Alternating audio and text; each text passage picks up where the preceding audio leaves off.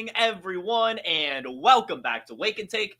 It's your boy Jason, and we've got some football to talk about today. It is Friday, and generally this has been a guest day this season, but yesterday, Matty Kiwoom graced us with his presence, so today we are going to do the preview. I've got hot takes. I've got injury rundowns, the practice updates. We're going to do starts and sits by position, and then we're going to make some game picks. It's going to be a good one. So go ahead and take out your coffee, sit back, relax, and enjoy the show.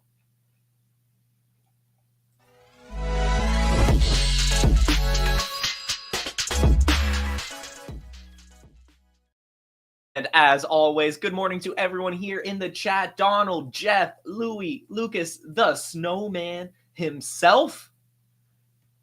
Thank you all for tuning in. It's going to be a good one today. It's the playoffs, right? It's the fantasy football playoffs, but more specifically, it's the semifinals. You know, it is truly a stressful time of the year. I honestly hate it. Doesn't matter how good you've been all season. You can be in first place. You know, and then maybe Cortland Sutton decides to shit the bed in the semifinals. Who knows, right? Who knows? Although that's, of course, what always happens every year, I feel like. Shout out Reese. I don't know if Reese is listening, my good friend Reese. But every year, I feel like he starts Cortland Sutton in the playoffs, and then it just sucks. Anyway, last night's game, I do want to talk about real quickly, because it was really fun. Last night's game was incredibly fun last night. It was the Chargers-Broncos game. And, well, I did think the Broncos would win this one just because it just seems like the Chargers were trending towards collapsing, but they did it. You know, the Chargers came out and won that game in an awesome way. 34-27, smashed the over, which is incredible on a Thursday night football game to have that kind of scoring. And most importantly, for you football nerds, of course, if you're tuning in here, you're a football nerd. I'm a football nerd. We had that damn fair catch free kick. And that was just awesome to see. And I really want to talk about that for a second because, well, it's so rare. And there's a lot of reasons why it's so rare. In fact, what I learned, fun fact, is that is the only rule in the entire NFL playbook that has remained since like the 1800s original rules of the NFL. Just an incredibly historic play happened last night. The first time it was successful since, I believe, 1976. And we really shouldn't have even had it happen. But Jim Harbaugh is just galaxy brained. And I just don't feel like I've been able to hype up Jim Harbaugh enough this season just for what he's done. We talked about it in the preseason, right? How I just felt that Jim Harbaugh coming to town, right, would make everything better in Los Angeles. I am a coach guy. I do believe they make a difference. I know that a lot of people out there say it's all players and coaches don't matter. Coaches matter. And this is a prime example why there was 8 seconds left in the half.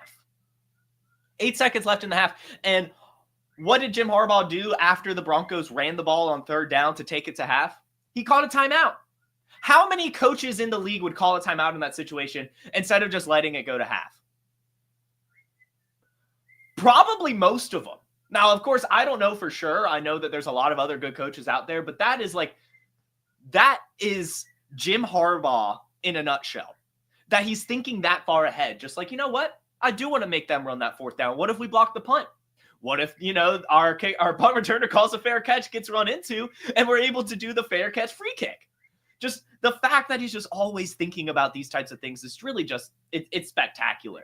And we need to remember that going forward. If you have a good coach, it really does make all the difference. You have to imagine. Because it was 24-10 before that. And then ever since that moment, the Chargers came to life. Like, I know it's just a field goal. But confidence, hype, you know, getting fired up, that is the most important thing in a football game. And that was a huge momentum shift. Huge momentum shift. And it was really just incredible to watch. I know it's just one play, one field goal that most people are going to say it's just, you know, it was cool that it happened. But I really think that there's a lot of implications about this play, about Jim Harbaugh, about the Chargers, and how we can look forward. I know it's just one thing, but it was just so cool to see. So cool to see Jim Harbaugh think that far ahead, use his galaxy brain, and just do it. And after the game, he was interviewed about it, and, you know, he's reminded us that he tried it in San Francisco as well. They missed it. It was a 70-yarder, but it's something he's always wanted to do. And it's really just superb. I mean, shout out Jim Harbaugh for getting that done. Shout out Dicker the kicker. Incredible. Incredible. Awesome stuff. Awesome stuff. Very fun game. Awesome fun game. And I want to pat myself on the back too, because all season, Podfather, he's been doing this incredible job every Thursday, making a Thursday night football start-sit decision for us, putting it on TikTok, choosing one player that people are, concerned about, and don't really want to start their week off on the wrong foot. Well, he was out of town this week, so I was asked to do it. And I was like, sure, yeah, Thursday night football. I'll just say start Justin Herbert. I think everyone's going to be starting Cortland Sutton. I don't feel confident about starting Gus Edwards. Well, I should have been. And I don't feel like, I feel like everyone's going to be starting Lab McConkey anyway, Bo Nix anyway. And Justin Herbert, he's been on a little bit of a slump lately. I thought that would be a fun one to be like, guys, you can start Justin Herbert against this Denver Broncos defense. You can. The Broncos have been struggling as of late. And this is a huge, huge game for playoff implications. And man, we got an awesome Justin Herbert game. We really did. I know he threw one interception, had a rough first half, but that second half was just incredible. I mean, we got a Darius Davis touchdown, for God's sake. I mean, what a game. Love it, love it, love it. And I'll get off my soapbox now because it was just fun. And I love it. It was just fun and I love it. Anyway, guys, we have a lot of injuries to talk about today. A lot of them. And that's how we'll go ahead and start the show, and then we'll get into the start sits, all that fun stuff. Let me find my overlay. And as custom here, we'll just be kind of talking the fantasy relevant, So on Arizona, we talked about Trey Benson. He is still not practicing. It does seem like his season for fantasy purposes is likely over, which we, it is what it is. You just take your chances on these handcuff running backs. If they hit, they hit. If they don't, they don't. I would say, just remember, Tank Bigsby, Kendre Miller, Zach Charbonnet, Chuba Hubbard, if you want to go a little bit further back. There is always the running backs that maybe struggle rookie season that we're very excited about, that everyone gives up on, and you're able to get them really cheap and then they bounce back.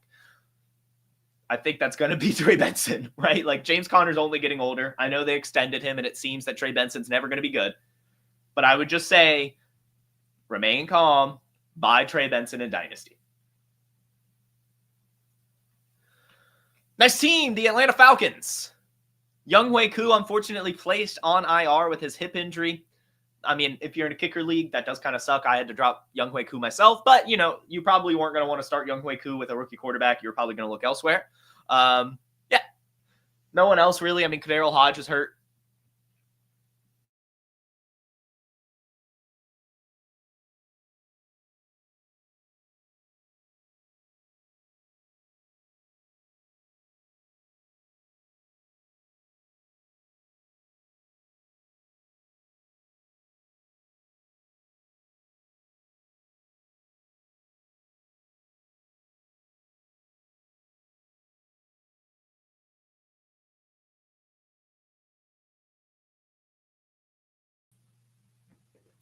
And we're back. Okay. Deontay Johnson completely excused from team duties. And Nelson Aguilar. Concussion, questionable as of right now. Same for Rashad Bateman with a foot injury. No, for some reason, ESPN normally says that they were limited or not. Doesn't here. Just says listed as questionable. Nelson Aguilar did miss last week, I believe. And Rashad Bateman did play. I would assume Rashad Bateman plays. Nelson Aguilar, we'll see. We did see my guy, my fella, Tez Walker scored a touchdown last week, in Nelson Aguilar's absence. So they might not rush Aguilar back. They might be fine with Tez, which, very deep sleeper we talked about a lot this offseason. Next, we have the Buffalo Bills. Nothing too crazy here. On defense, that's kind of where most of it is. So maybe we'll have a little bit of a shootout from the Patriots side. But Curtis Samuel, limited. Not that it really matters. Carolina. Xavier Legette is doubtful. Not going to play. He's not going to play. He has a hip injury. More than likely, probably done for the season. Jalen Coker, limited this week. Looks like he'll kind of be the guy stepping up. You can probably start definitely Adam Thielen this week, but maybe Jalen Coker as well in more deeper leagues. In Chicago, Roschon Johnson is back at practice, so it will be Swift and Roschon again against the Detroit Lions. Otherwise, that's kind of it. In Cincinnati, T. Higgins did not practice, but he is expected to return on Friday.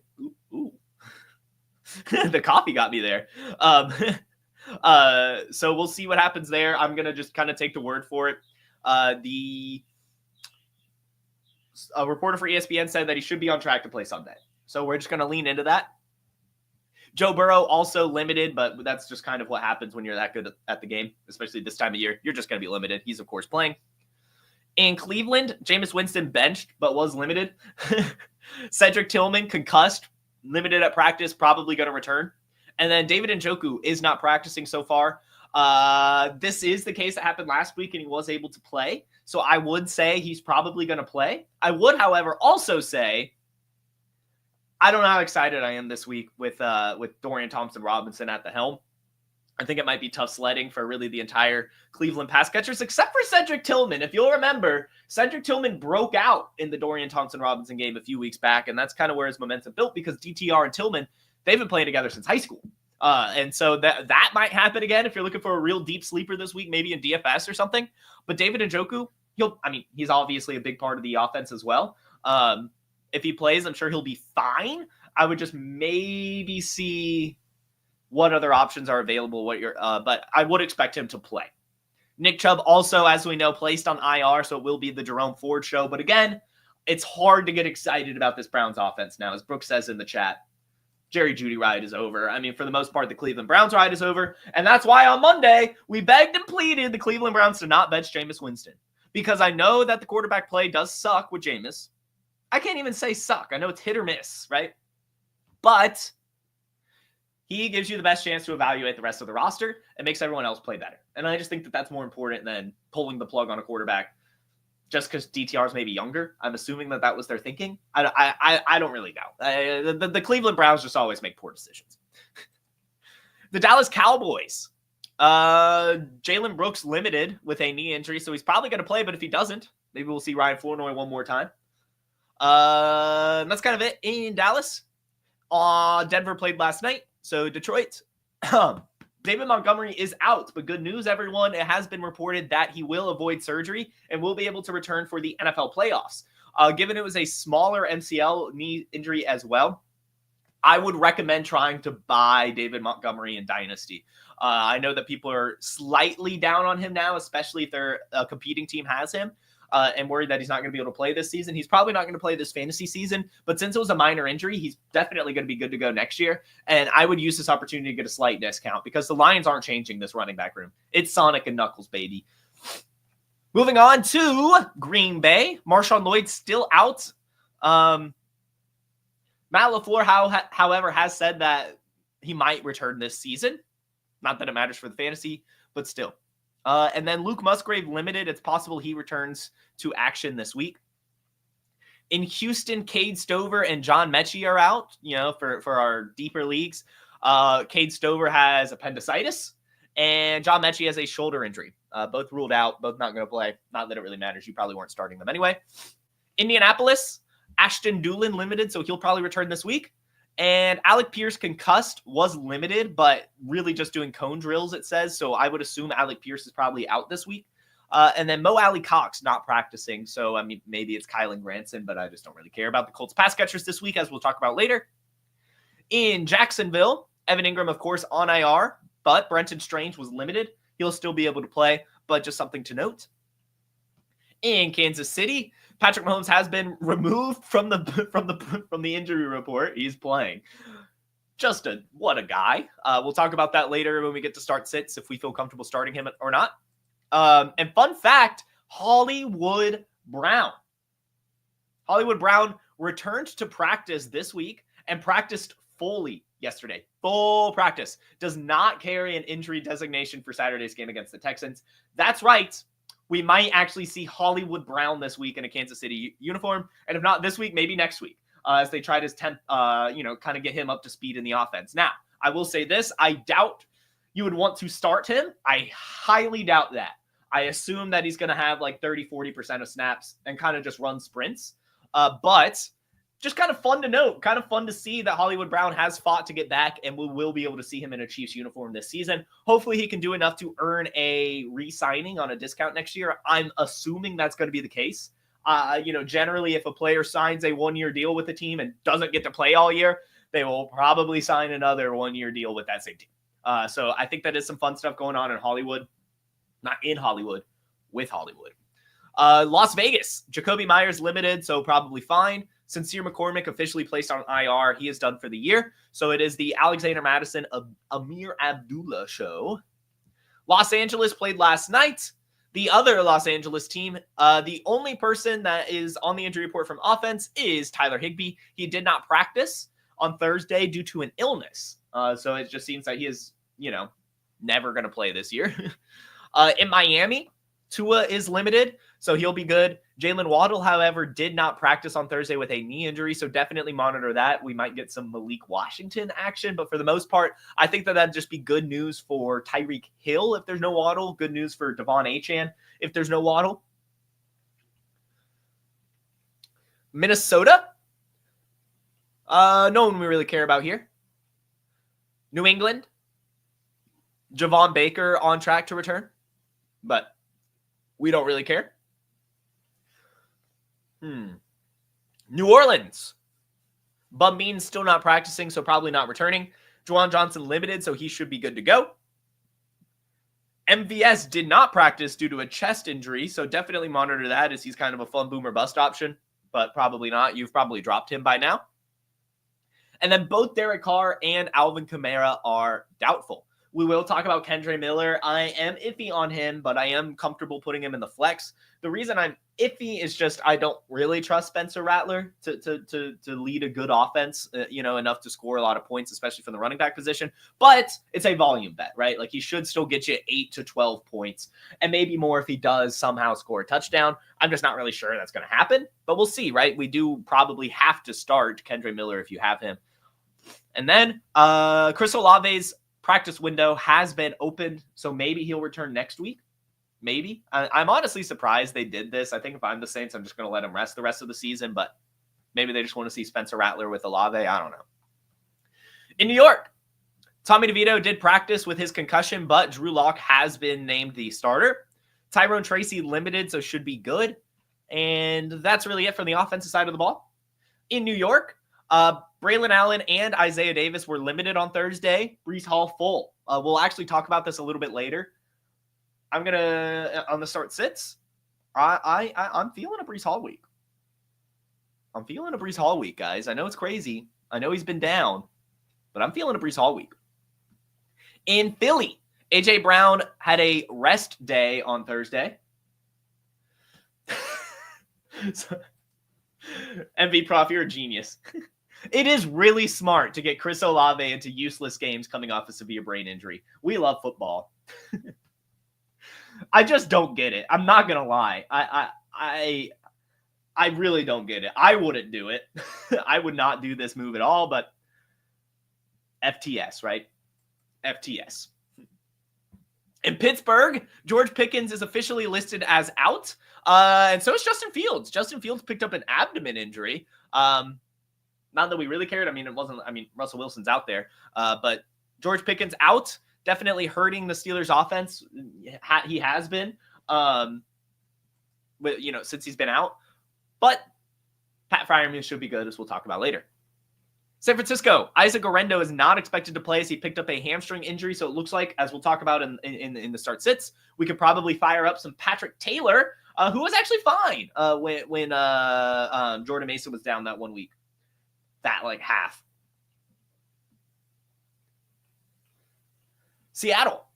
Zach Charbonnet actually had a limited practice due to an oblique injury, whereas Kenneth Walker is full participant from Kenneth Walker. We will talk about this in start sits. As I am the big Kenneth Walker guy, I don't know if I really want to start him this week against the Vikings coming off an injury, but we'll see. And then Tampa, looks like we will get Sterling Shepard returning. He did have a limited practice this week. Cade Otton, however, did not practice. And then Bucky Irving limited, but as we saw him play this week or last week, he still looked really good even with this injury, so he's probably fine. The big news is just to keep an eye on Cade Otton. If he is out and Sterling Shepard is in, I would say that you could start Jalen McMillan and Sterling Shepard. If Sterling Shepard plays and Cade Otton plays, I would probably stay away from the Buccaneers wide receiver twos, as this should be a run-heavy game outside of Mike Evans. But if there is no Otten, I don't mind starting McMillan. I don't mind starting Shepard if you have to. Tennessee, Tony Pollard did not practice on Thursday, looking like he will not play.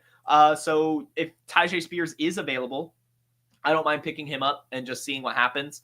And then Tyler Boyd also not practicing. And neither is Nick Westbrook-Akine. So Mason Rudolph kind of being thrown to the fire here. Washington, Zach Ertz actually limited with his concussion, so he might actually return. But definitely keep an eye on it as we are hoping for the Ben Sinnott season. And that should do it. That should do it for the NFL injury update. Before we get into the start-sits portion of the show, I want to let you guys know about what's going on in Fast Draft. Oh, incredible news about Fast Draft. Fast Draft DFS is live. It's called the Flex 6 Frenzy. You just draft 6 guys, running backs, wide receivers, tight ends for the Sunday slate. You like Jahmyr Gibbs? You like Jackson Smith and Jigba? You like Tyrone Tracy? Draft him, draft him, draft him. And the beauty is you can just order 5 teams, submit your rankings, and Fast Draft will email you the results. We awarded $1,000 in prizes our first week, and we're just going up from there. Soon it's going to be a select 6. No drafting at all. You just pick any 6 guys. Our DFS mantra, just say no to salaries on Fast Draft. Don't forget there's free tools on Fast Draft too. You want to get ready for startup season? We've created the best Dynasty mock draft experience there is. And if you want to play in these DFS contests, and our best ball contest for 2025 are coming very soon too, just use promo code PODFATHER when you deposit and you get a free draft. It's that easy. And you're like, oh, I already have Fast Draft. Great. Refer a friend. Have them put your username in as the promo code, and then you and your friend will both get an instant deposit match up to $25. We got DFS. We got Dynasty Mocks. We got Best Ball. It's all there for you on fastdraft.app. Check it out. And the promo code is PODFATHER.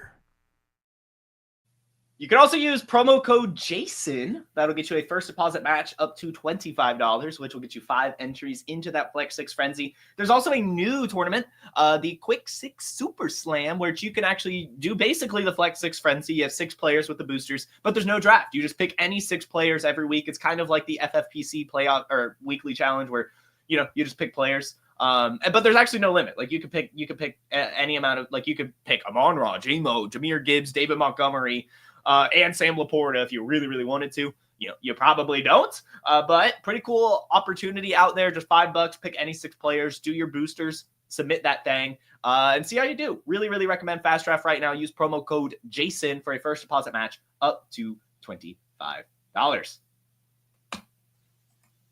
Start sits. I've got 1 start, 1 sit by position, as well as 3 flex plays. We'll start at the quarterback position. And as we talk about a lot here, I feel like when people finally get off a player is when we need to get right back on them. And Caleb Williams versus the Detroit Lions is a perfect get-right game. The Detroit Lions have allowed over 30 points in both of their last 2 games. Now, granted, it is the Packers and the Bills, but still, this defense continuously picks up injuries and gets sliced and diced. We saw Caleb Williams go up against the Lions just a few weeks ago. He had 256 yards, 3 touchdowns, no turnovers, and finished as the QB5 on the week.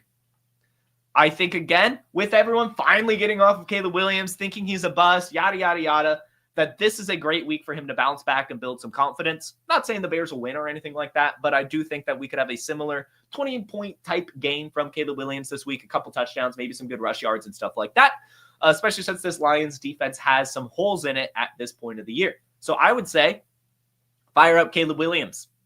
Do it. And the quarterback we're sitting. And it just feels crazy saying this, but what I guess I should preface really this whole section is in the semifinals, I'm a lot more averse to risk. I do not want to take on any risk. I would rather look elsewhere, especially if it's splitting hairs. And I think with Patrick Mahomes this week, going up against the Houston Texans, which is already a tough defense, playing through a high ankle sprain, I just think in the semifinals, I can't rely on that. I can't stomach it. If you can, go for it. But I would rather start a lot of different options out there. We had Matty Kiwoom on yesterday. I'm probably fine starting Michael Penix over Patrick Mahomes due to the matchup, right? Like, it's just, I can't. The Texans are already a top 10 defense in points allowed and yards allowed. And against the pass, they've allowed, they're 6th in passing yards allowed, which means that they've allowed the 6th least passing yards. It's just really tough. It's a tough, stingy defense. It's also a really low Vegas total, 42.5 points. And Patrick Mahomes has already been fairly disappointing this season. He only has 1, 2 games this year over 20 points, which is just horrendous. And over the last 3 weeks, has really just been averaging about 15 points. I think at this point of the year, playing through a high ankle sprain against a tough matchup, I just can't do it. I would look elsewhere. I'm going to be sitting Patrick Mahomes this week. Now, I will say if you've made it this far, you probably don't have Patrick Mahomes. But if you do, look elsewhere. Just look elsewhere. Just do it. I know it's going to sting. And I'm sure he's still going to get like 15 points. But that's just not enough at this point of the year. You got to find some ceiling. Yeah, Mark, I'm serious. I am very serious. I think at the very least, they're going to score the same amount of points. Whereas Penix has a higher ceiling this week. He really does. Running back. As teased a little bit earlier in the show, not very often you can reasonably say Breece Hall on a start shit show. And he's taking on the Rams. The Rams have allowed the 5th most rushing yards in the league, the 5th most rushing attempts, bottom half of touchdowns allowed, averaging the 8th most yards per attempt against running backs as well. The defense themselves, inside the top 10, or outside, I guess, one of the 10 worst defenses in general against both the pass and the run. And so, Breece Hall going up against this team just feels like a really great bounce back opportunity as well.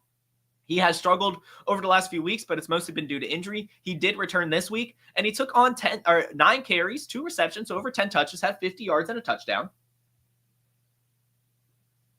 And I just think that's good enough, especially as we talked about in the injury portion. Braylon Allen and Isaiah Davis are limited this week, playing through a little bit of an injury themselves. I just think that Breece Hall is going to get the most opportunity. And this has a sneaky shootout written over it, all over it as well. Aaron Rodgers versus Matthew Stafford, both defenses starting to struggle. The Jets defense starting to struggle as of late. The Rams have been struggling all season. I think that Breece Hall is going to have one of his 20-pointers this week. To be completely honest with you, we haven't seen him used in the pass game very much recently. But if you'll just, rewind to week 11, he had 7 catches, 120 yards, and 2 touchdowns and 31 points against the Colts. It's a very similar type of defense to the Rams. And I think that that's kind of what we'll see this week. Maybe not 30 points, but I think we'll get like 5 catches. I think we'll have 10 to 15 carries and probably right around 75 to 100 yards and hopefully a touchdown. I think it'll be a good game for Breece Hall this week. I really do think you could start him against the Rams. I know a lot of people are starting to get off of him, selling him in Dynasty, blah, blah, blah. I can't do it. I'm going to start Breece Hall. And as teased as well in the injury portion, I think I'm going to sit Kenneth Walker against the Minnesota Vikings. Zach Charbonnet has been really good over the last few weeks.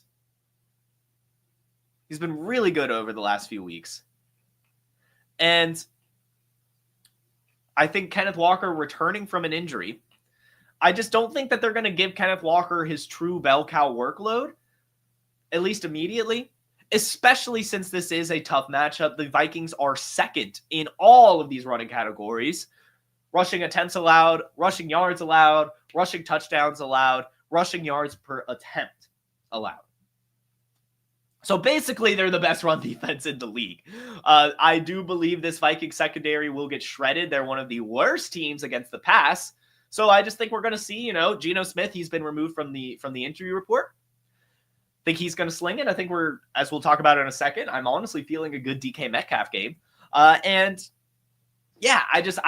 would look elsewhere than Kenneth Walker this week. I really would. And I'm a big Kenneth Walker guy. Again, in the semifinals, you really have to ask yourself, how much risk can you stomach? And Kenneth Walker, coming off an injury against one of the best run defense in the league, with Zach Charbonnet being good over the last 3 weeks, I just don't think we're going to get full bell cow Kenneth Walker. I think we'll get a pretty even split. And Kenneth Walker might still have a good game. I'm not saying he won't. I just think that there are more than likely better options out there this week. As much as it sucks. Again, I love Kenneth Walker. I think he's a stud. I think he's matchup proof generally when healthy. I just don't think he's fully healthy. I think Zach Charbonnet's done enough over the last few weeks for them to at least ease him in a tough matchup. And that's what I'm going with this week. But at wide receiver, on the Seahawks, I do want to start DK Metcalf. Of course, you're already starting JSN. I would have liked to say that. Also, Harry Snowman, Maddie came on yesterday. Maddie came on yesterday's episode, so go check that out. Yeah, today's just me. Sorry if I confused you. But anyway, wide receiver that we are starting is DK Metcalf versus the Minnesota Vikings. The Minnesota Vikings have allowed the most receiving yards to wide receivers this season. And they are allowing the most passing attempts, the third most passing yards, and they really are just getting shredded in the air. DK Metcalf, over the last few weeks, has not been good. He only has one game over 10 points since week 11, and that's 10.6. This week, though, I just think he's going to bounce back. I really do. We saw last week against the Packers, he only had 3 targets, brought in all 3 for 28 yards. It wasn't that great, but he did have his first snap share over 90% also since week 11. So he has been battling through a little bit of an injury over the last few weeks. He is back now, and this is a really good bounce back opportunity matchup for him. Geno Smith actually removed from the injury report as well. We thought he might not play. But the Minnesota Vikings being the worst pass defense, especially against wide receivers, I think will open the door for DK Metcalf to bounce back. And funny enough, DK Metcalf has played the Vikings 3 times in his career, and he averages 6 receptions, 91 yards, and a touchdown in all those games. Last time he had 107 yards and a touchdown. 4 years ago in 2020, he had 93 yards and 2 touchdowns, and in 2019, he had 7 receptions for 75 yards. All of those fantastic games. Has shredded the Vikings every time he's played them in his career. Now, I know it's been a few years since, but still, I just think this is a really good matchup. Historically, he's been good against them as well. Geno Smith back, playoff implications, yada, yada, yada, you name it. I like this matchup a lot, and I think DK Metcalf can finally have a ceiling game that we've been waiting for this week. And the wide receiver we'll be sitting is Michael Pittman. Michael Pittman versus the Tennessee Titans. I know that he's been getting volume over the last few weeks and actually hasn't been bad, right? I mean, 9 points, 9 points, 15 points, 9 points. But the 2 weeks before that, 2 points, 2 points. And I just have a hard time trusting Anthony Richardson and Michael Pittman in the semifinals. The Tennessee Titans as well is a very tough matchup. They're allowing the 3rd least amount of receiving yards to wide receivers this season. And I know that Snead has been on IR, but it's still been the case even without him. And this game has a low Vegas total in 42.5 points. I just think if anything, it's going to be Jonathan Taylor. And if you do start Michael Pittman, you're really just hoping for a touchdown. It can happen. I'm not saying it won't. But this is a tough matchup. And I just don't know what Anthony Richardson we're going to get, right? And in the semifinals, I would rather look elsewhere. I can't trust it this week. Not in a tough matchup. Not in one of the most important fantasy matchups of the season. I just can't do it. I would be looking to sit Michael Pittman versus the Titans. At tight end, as teased earlier, with no George Pickens, Pat Freiermuth has been awesome, actually. He has 11 points, 13 points, and 19 points over the last 3 weeks. And he's going up against the Ravens that are allowing the 2nd most pass attempts and passing yards to opposing quarterbacks this season, and have allowed the 7th most passing touchdowns to opposing quarterbacks. With there being really no weapons in Pittsburgh, it's pretty much all going to go to Pat Freiermuth. And as mentioned, he had some good point totals over the last few weeks, and it's been 3 straight games with a touchdown. I think we'll get another Pat Freiermuth touchdown. I think this is a good matchup for him, and I want to fire him up against the Ravens. And the tight end I want to sit. Again, I hate doing it. I hate choosing a tight end to sit. I feel like it never goes right, and it's always so hard because you have to choose someone at the top. I can't go on here and say, sit Cade Otton or Tyler Conklin or something. I've got to try to be bold here, and I'm going to go with Travis Kelce against the Texans. Again, Patrick Mahomes banged up playing through an injury, but also the Houston Texans are the 4th best team against tight ends. They've only allowed 537 yards to opposing tight ends this season, which is really, really low. Travis Kelce himself has struggled as of late. 6 points, 9 points, 13 points, 12 points, 3 points over the last 5 weeks. Noah Gray starting to do something. Potential Hollywood Brown return. Xavier Worthy maybe out of the backfield. Probably going to lean more on Isaiah Pacheco and Kareem Hunt this week with Patrick Mahomes playing through the high ankle sprain. I would just be looking elsewhere in the playoffs. As much as it sucks, I mean, I hate sitting Travis Kelce, but I'm sure if you were a Travis Kelce team, especially since he's been slow all year, you do have a better option on your team, and I would just lean on that. If you don't, you can still start him. I'm sure he's going to get at least 7 points or something like that, because it is possible that Patrick Mahomes leans on Travis Kelce since he's hurt. Like just, sticks with what he knows. Travis Kelce running some shorter routes or something and seeing what he could do after the catch. But he's just not the same Kelce. This is a tough matchup. and I just don't want to do it. And then my 3 flex plays. It's all running backs this week.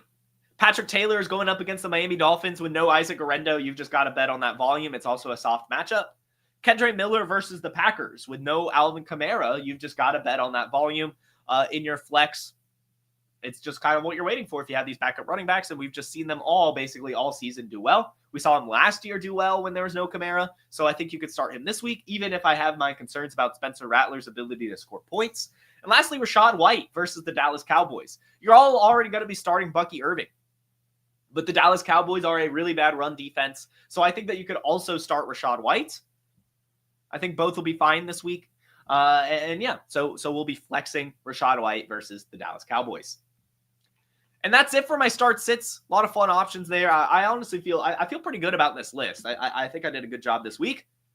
Let's go ahead and get into some game picks. Would I start Kendra Miller over Travis Etienne? And yeah, I think so. I think I would.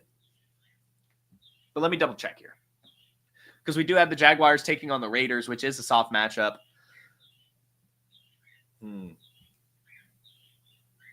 Maybe. Travis Etienne has looked a little bit better over the last few weeks, but I think I would still go with Kendra. Cool.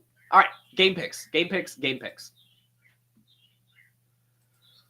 Again, we're just kind of going to go through these. Nothing too crazy here. I just like doing it. You guys can play along. I know a lot of you have. I'm still winning the league. Let's go.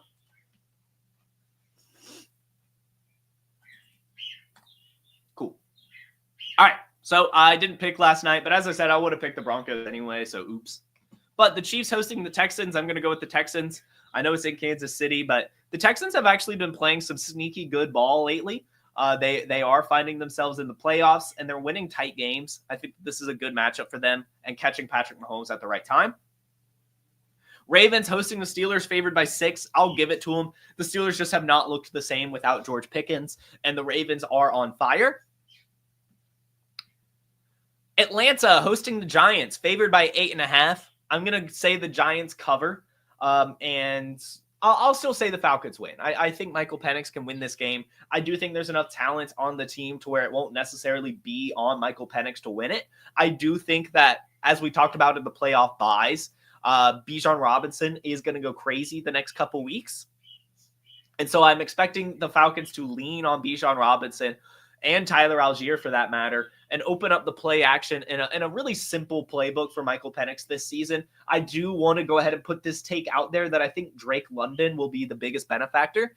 I just, generally with rookies, they are told to just lock on to the wide receiver that the play is designed for and not think about much more.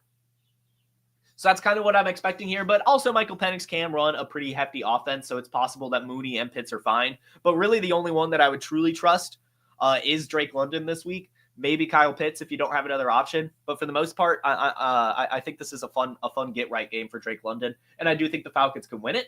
I just think that 8.5 points is a huge spread for a rookie in his first start. I do believe historically, I saw on Instagram that this is the first game in NFL history where a rookie is favored by more than a touchdown in their first career start. Pretty crazy stuff. I think we are a little too hopeful for Michael Penix, which is fine. I don't mind hope. I just, I know the Falcons and I don't want to get too excited. The Detroit Lions heading to Chicago, favored by 6.5. And I mean, that's just a big spread. I think, like I said, I'm starting Caleb Williams. I think we can get a get-right game here in Chicago as well. I think it'll at least be close. The Lions probably, hopefully, still win it. We want them to. We don't want them to end the year cold. But I think the Bears can easily cover that spread. And I think Caleb Williams bounces back this week. Cincinnati hosting the Browns, favored by 7.5. And yeah, if this was Jameis Winston, I think the Browns could cover it. But I am just not excited about DTR at the helm. I am, again, as we talked about, I'm very curious to see if Cedric Tillman can bounce back. If he was dropped in any of your leagues, I don't mind picking him back up. Indy hosting the Titans. Ooh, this is a tough one. 3.5 points. I'm going to say Tennessee can cover that. Maybe the Colts will win by like a field goal or something like that, but I think this is going to be a really, really close game. One of those standard like 20-19 type games. And so I'm going to say the Titans can cover. I think Mason Rudolph is fine. And I just think that the fact that he'll be limiting turnovers will keep this game close, especially since Anthony Richardson won't be limiting turnovers. I understand that the Titans are severely hurt right now, but I think that this is a good enough game for them, especially with Mason Rudolph at the helm, to at least keep it close and maybe win. Rams not hosting. The Rams going to the Jets, favored by 3.5. And call me crazy, but I'm going to go with the Jets. Aaron Rodgers just seems fired up lately. He just does. And I think he can do it. Philadelphia. Well, I do also want to say again, feel like Breece Hall is going to have a good week. And I think Cooper Kupp will bounce back again. As we talked about last time he got 0 points, I just don't think he can do it 2 weeks in a row. There's just no way to me. There's just absolutely no way. So I do think Cooper Kupp will bounce back. But I think that this will be not necessarily a shootout, but like one team scores, the next team scores, one team punt, the next team punts. Like it's just close the whole game. It's very competitive. Should be a good football game. Philadelphia heading to Washington, favored by 3.5. And I'm going to actually go with the Commanders upset. I understand that the Eagles are hot right now, but I want to pick an upset here. I think Jaden Daniels is ready to ball out to close the year, try to earn that offensive rookie of the year. And I could see, especially at home, them showing up this week. And I could see Philadelphia kind of falling flat this week. And that's more of a gut feel, that honestly. But this one just seems like an upset to me. Washington giving it to the Eagles at home. Arizona heading to Carolina, favored by 4. Carolina looked awful last week, absolutely horrible. But I think they can at least cover 4 versus Arizona. I think I'll still give it to the Cardinals in terms of winning the game, if you're doing like a straight bet. But I think that this will be closer. Arizona has definitely struggled at scoring points, and I think that Carolina can catch up to them. I just don't think they'll win. I don't think they want to win. I think they want the better draft pick, but I think they can cover 4, especially at home. Minnesota heading to Seattle, favored by 3.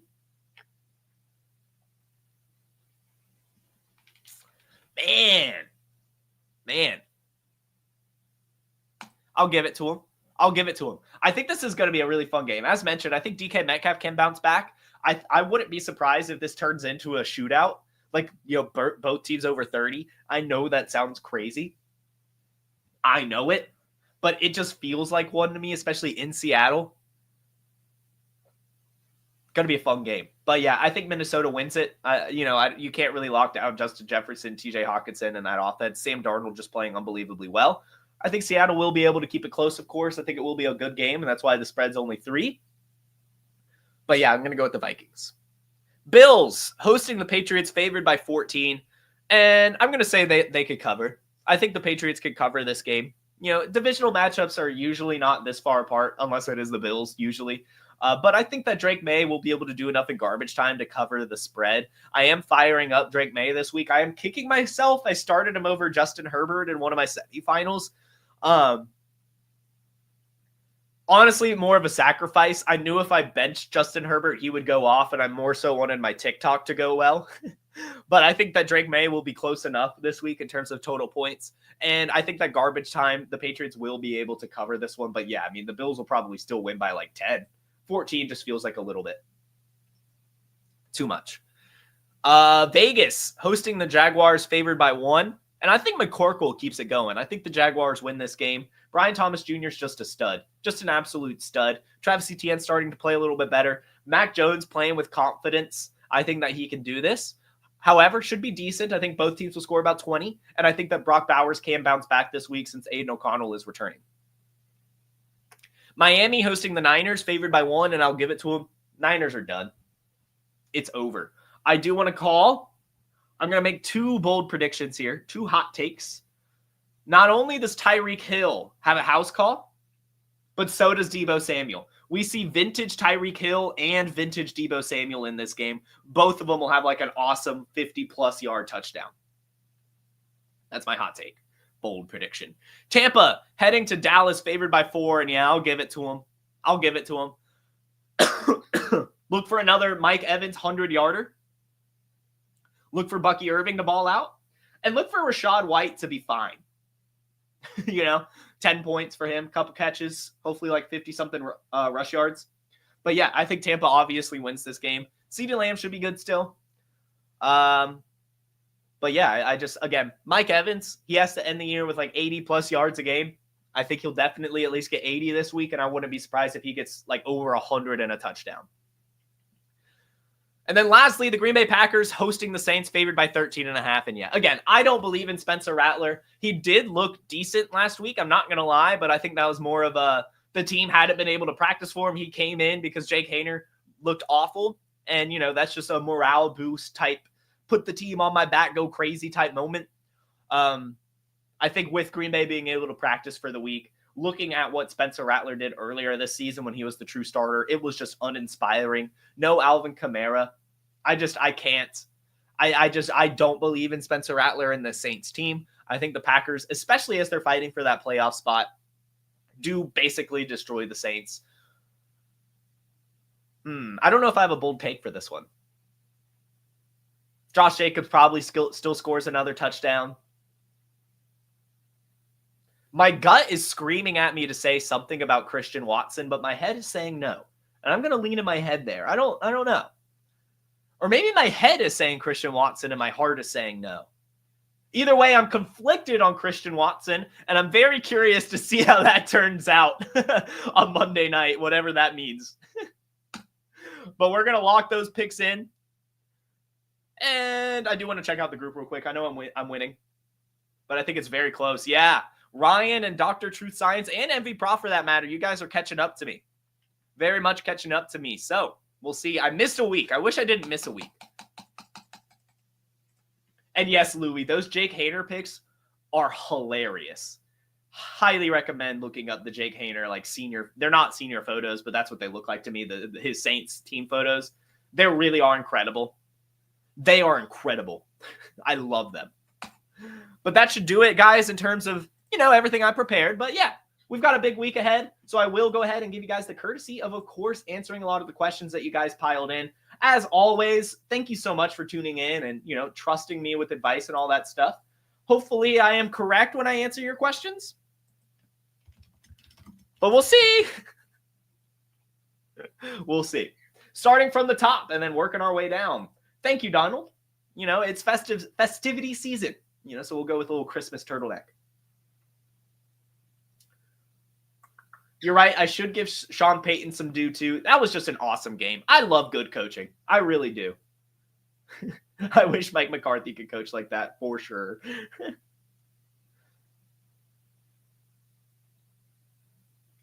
Let's see. Man. Okay. Baker Mayfield versus Dallas or Jaden Daniels versus Philadelphia? It's Jaden Daniels. I understand that Philadelphia is a tough defense, but when you've got that type of skill set, you can't ever bench Jaden Daniels. Baker Mayfield should be good this week. Not saying he won't be, but Jaden Daniels has a very similar floor and just a much higher ceiling. As I talked about in the game picks, I'm feeling the upset. I really think Jaden Daniels is going to play lights out in this game. Lamar does struggle against the Steelers, but again, I can't sit Lamar. I just can't, even with Baker being a good option. This is why I hate single QB. All right, bench one. Neighbors, McLaurin, Puka, Collins. I'm going to say McLaurin.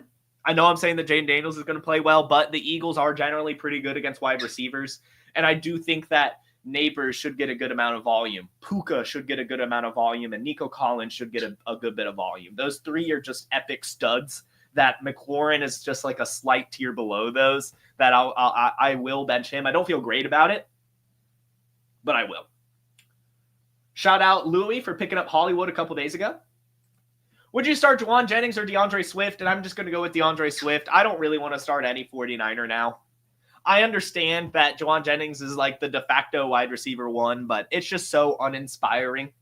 No ceiling. I can't do it. And while DeAndre Swift has also been uninspiring, this is a fun opportunity for him. Revenge game, which I know he struggled against the Lions last time. He ended up still getting about 9 to 10 points, though, and really just needed the touchdown. If they throw him the ball more, should be good. I'm going to lean Swift here. Cup or BTJ? Give me BTJ. Give me BTJ. I do agree, Lucas. I think Breece is due. I'm feeling Breece all this week. Start 3, 2 wideouts and a flex. Cooper Kupp, JSN, BTJ, Jacoby Myers, Jerome Ford. JSN and BTJ locked in for sure, Kenny?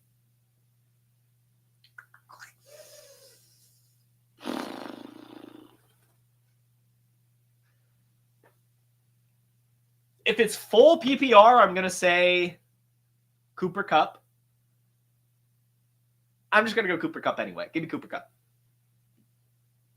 Kyler, JD, or Brock Purdy. And then Jerome Ford or Breece Hall PPR. Give me Breece Hall. And then Jaden Daniels. Pick one. Joe Mixon, Rico Dowdle, Jerome Ford, Jonathan Taylor, Breece Hall, Kendre Miller.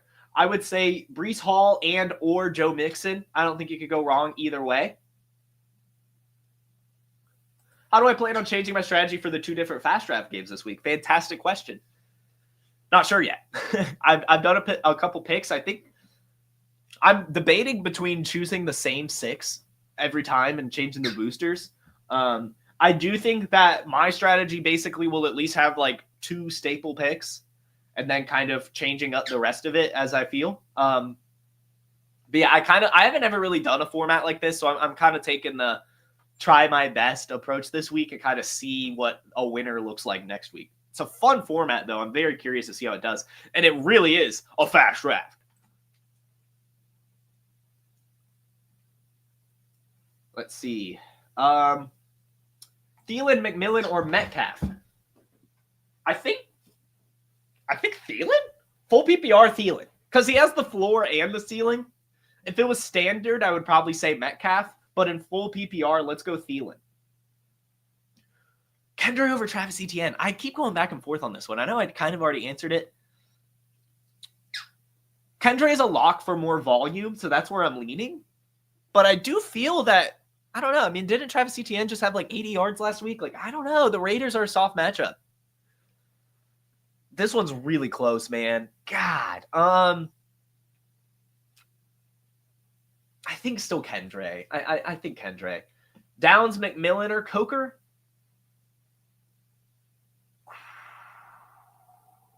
McMillan? It's McMillan or Coker for me. Or Downs. God. I'm deferring to Player Profiler for this one, actually. This one's tough. This one's real tough, Arshaf. You got me on this one. Weekly rankings.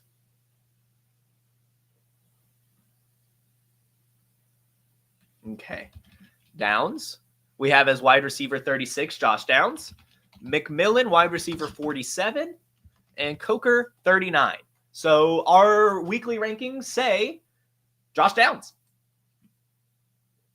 I say Coker, I think. Let's see. Do I want to build a snowman? Yes, but it doesn't snow in Georgia. Coker or Pop? Full PPR, give me Pop. Standard, give me Coker. Guillotine League, Lamar, who I start out of any other quarterback. Josh Allen, I don't know. Josh Allen? Can't start Lamar or Josh Allen. Okay. Our number one, I'll just pull up a ranking since I'm here. Our number 3, so Josh Allen's QB1 this week for weekly rankings. Lamar Jackson is quarterback 2. Jalen Hurts, QB3, which I love that call. Joe Burrow, QB4, decent. Baker Mayfield, quarterback 5. And then Jared Goff, Jaden Daniels. But I personally would put Jaden Daniels ahead of Baker and Goff, really. But Hurts is probably the answer. Blessings to you and your family as well, Donald. The Freak, would you start Mixon or Neighbors? I'll pull up the flex ranking. Screw it. I'm already here. Joe Mixon, we have as player 14. Neighbors as player 23.